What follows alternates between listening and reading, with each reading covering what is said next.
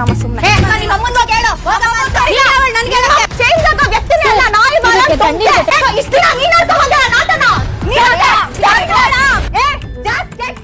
Big boss ಮನೆಯಲ್ಲಿ ಅಶ್ವಿನಿ ಗೌಡ ಮತ್ತೆ ನಮ್ಮ ಕಾವ್ಯ ಅವರ ನಡುವೆ ದೊಡ್ಡ ಮಟ್ಟದ ಜಗಳಗಳು ಶುರುವಾಗಿದೆ. ಹೋಗಿ ಬಾರೆ ನಿಮ್ಮ ಅಮ್ಮನಿಗೆ ಹೋಗಿ ಹೇಳ್ಕೊ ಹೋಗಿ ಡ್ಯಾಶ್ ಡ್ಯಾಶ್ ಮುಚ್ಕೊಂಡು ಕೂತ್ಕೊಳ್ಳೆ, ಇಷ್ಟು ಮಾತುಗಳು ನಡೆದು ಹೋಗಿದೆ.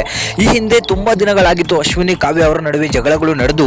ಇತ್ತೀಚೆಗೆ ಅಶ್ವಿನಿ ಅವರು ಸರಿಯಾಗಿದ್ದಾರೆ ಅಂತಲೂ ಕೂಡ ಎಲ್ಲರೂ ಹೇಳ್ತಿದ್ವಿ. ಬಟ್ ಬಿಗ್ ಬಾಸ್ ಅವರು ಕೊಡ್ತಿರುವಂತಹ ಟಾಸ್ಕ್ಗಳು ಆ ಮಟ್ಟಕ್ಕಿದೆ.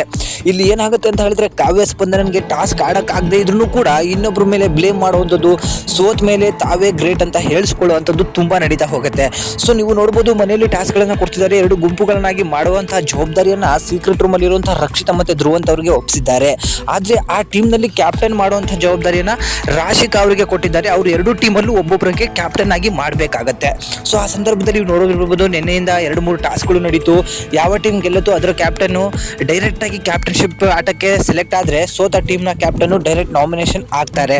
ಸೊ ಈ ಸಂದರ್ಭದಲ್ಲಿ ನಿನ್ನೆ ನಿಮಗೆ ಗೊತ್ತಿರಬಹುದು 2 ಟೀಮ್ಗಳಾಗಿ ಮಾಡಿರ್ತಾರೆ. ಒಂದು ಟೀಮ್ ನಲ್ಲಿ ಕಾವ್ಯ ಅವರು ಆಡ್ತಿದ್ದಾರೆ, ಎರಡನೇ ಟೀಮ್ ನಲ್ಲಿ ನಮ್ಮ ಅಶ್ವಿನಿ ಅವರು ಆಡ್ತಿರ್ತಾರೆ. ಈ ಸಂದರ್ಭದಲ್ಲಿ ಟಾಸ್ಕ್ ಆಡುವಂತ ಸಂದರ್ಭದಲ್ಲಿ ಅಶ್ವಿನಿ ಕಾವ್ಯ ಅವರು ತಮ್ಮ ಟೀಮ್ ಅನ್ನ ಪ್ರೊಟೆಕ್ಟ್ ಮಾಡ್ಕೋಬೇಕು.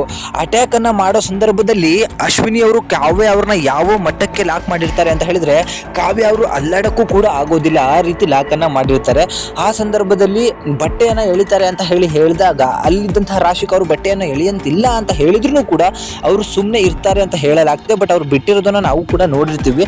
ಆಮೇಲೆ ಸೋತ ನಂತರ ಬಂದಿರುವಂತಹ ಕಾವ್ಯ ಇವು ಮುಂದೆ ಬರೀ ಇದೇ ಆಯ್ತು, ಈ ಅಶ್ವಿನಿ ಅಂದ್ರೆ ಮೋಸ ಅಂತ ಹೇಳ್ಬಿಡ್ತಾರೆ. ಈ ಸಂದರ್ಭದಲ್ಲಿ ಅದನ್ನ ಕೇಳಿಸ್ಕೊಂಡಿರುವಂತಹ ಅಶ್ವಿನಿ ಅವರು ಇಂಥ ಮಾತನ್ನ ಹೋಗಿ ನಿಮ್ಮ ಅಮ್ಮನ್ಗೆ ಹೇಳು ಅಂತ ಹೇಳಿ ಹೋಗಮ್ಮ ಅಂತ ಹೇಳ್ತಾರೆ. ಹೋಗಮ್ಮ ಗೀಗಮ್ಮ ಅಂತ ನಿನಗೂ ಅಮ್ಮ ಇದಾರಲ್ಲ ಅವ್ರಿಗೆ ಹೋಗಿ ಹೇಳೋಗೆ ಅಂತ ಹೇಳ್ತಾರೆ.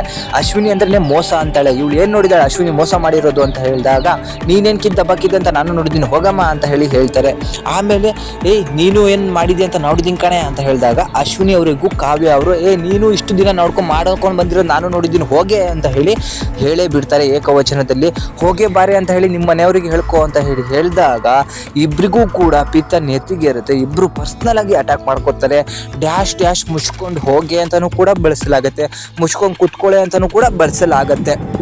ಇಲ್ಲಿ ಏನಾಗ್ತಿದೆ ಅಂತ ಹೇಳಿದ್ರೆ ಕಾವ್ಯ ಆಗಿರ್ಬೋದು, ಸ್ಪಂದನ ಆಗಿರ್ಬೋದು, ಟಾಸ್ಕ್ ಅಂತ ಬಂದಾಗ ಗೆಲ್ಲಿಕ್ಕಾಗಿರ್ಬೋದು ಅಥವಾ ಆಡ್ಲಿಕ್ಕಾಗಿರ್ಬೋದು ಆಡ್ತಾರೆ.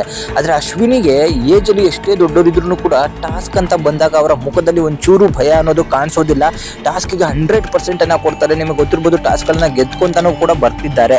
ಸೊ ಹುಡುಗಿರ್ ಅನ್ನೋದು ಆಟಕ್ಕೆ ಬಂದಾಗ್ಲೇ ಸಾಕು ವೈಯಕ್ತಿಕವಾಗಿ ತಗೊಳ್ಳುವಂಥದ್ದು, ಸೋತಾಗ ಬೇರೆ ರೀತಿಯಾಗಿ ಚೇಂಜ್ ಆಗುವಂಥದ್ದನ್ನ ಮಾಡ್ತಾ ಇದ್ದಾರೆ. ಏನೇ ಆಗ್ಲಿ ಇಬ್ರು ಕೂಡ ಸರಿಯಾಗಿ ಬೈಕೊಂಡಿದ್ದಾರೆ. ಇವತ್ತಿನ ಎಪಿಸೋಡು ಕೂಡ ನೋಡ್ಲಿಕ್ಕೆ ತುಂಬಾ ಮಜವಾಗಿರುತ್ತೆ ಅಂತ ಹೇಳಿ ನನಗೆ ಅನ್ಸುತ್ತು. ಮತ್ತೆ ಅಶ್ವಿನಿ ಅವರು ರಿಟರ್ನ್ ಆದ್ರ ಅಥವಾ 2.0 ಇದಾರ ಕಮೆಂಟ್ ಮಾಡಿ ತಿಳಿಸಿ. Thank you.